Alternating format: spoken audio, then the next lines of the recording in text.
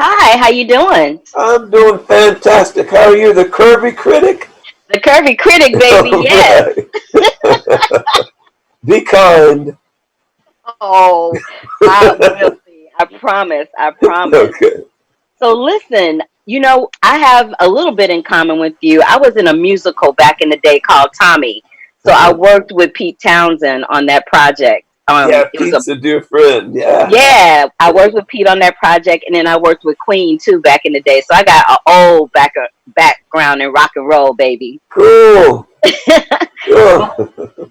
But what I wanted to ask you is that at one point in the documentary, they said that Laurel Canyon, it was called Oz. Can Uh-huh. you reflect on that and talk about that for a second? What made Well, it it feel like it was, was Oz? yeah, we just had this little special place, and that one moment in time when everything converged together, all of the musicians, the attitudes, and it was a safe zone, because what was happening outside of that. We had the anti-war movement, we had the civil rights movement, we had all of that craziness happening in the South, and this one little place where we felt safe, and so we called it Oz.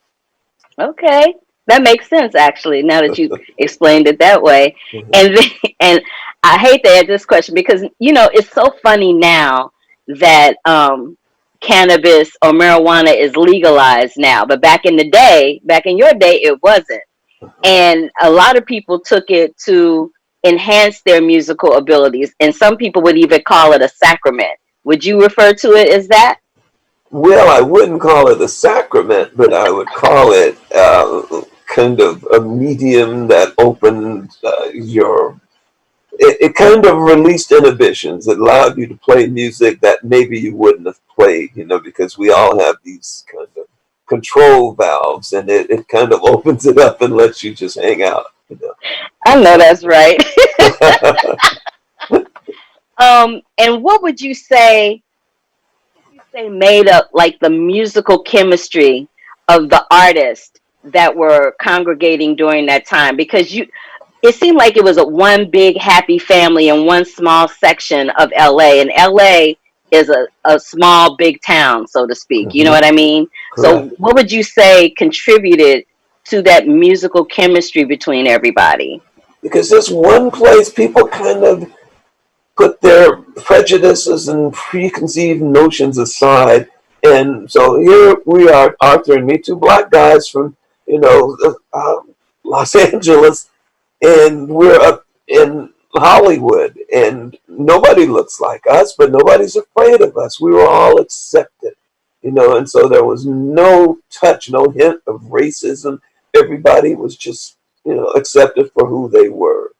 And Right. that was just amazing that it was like that. And all the musicians lived together, congregated together, stayed at each other's houses, and shared so many different experiences and things. I'll put it that way. I won't say what So they now shared, but you know. So now, yeah, great. Thank you so much for that. I mean, I get that feeling. There's such a, even though we're not in person, there's such a warmth and uh, beautiful spirit about you that's coming off of the screen. So I appreciate that, and I thank you for that. But having said that, we're living in a time now where we don't know what the musical industry is going to look like. Those days of Laurel Canyon, I think that's literally something that we look back on it fondly now, Mhm. but it's going to be even more fondly looked at in the future. How do you see the music industry, the touring industry, recording sessions moving forward out of this? Everything is an upheaval, so I don't know. I don't know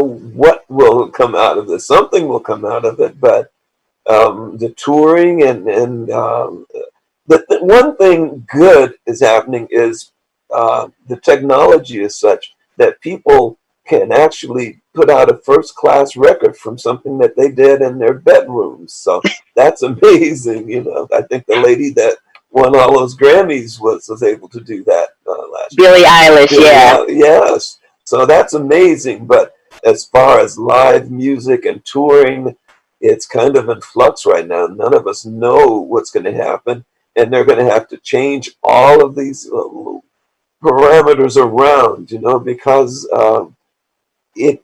promoters are not going to just foot the bill anymore and put everything up on spec. They're going to need some input and a little bit of cash from other areas and from the record company. So it may bring people back together and form a new music industry. I hope so. I hope so too. Thank you so much for your input. I really appreciate you taking time to talk to me today, Johnny. This was lovely. Thank you so much. Thank you so much, Miss All right. Curvy Critic. I love that. I love it too. Thank you. Thank you. To keep up with the Curvy Critic, like our page here, click that subscribe button, and click that bell for notifications. Love, peace, and hair grease, y'all.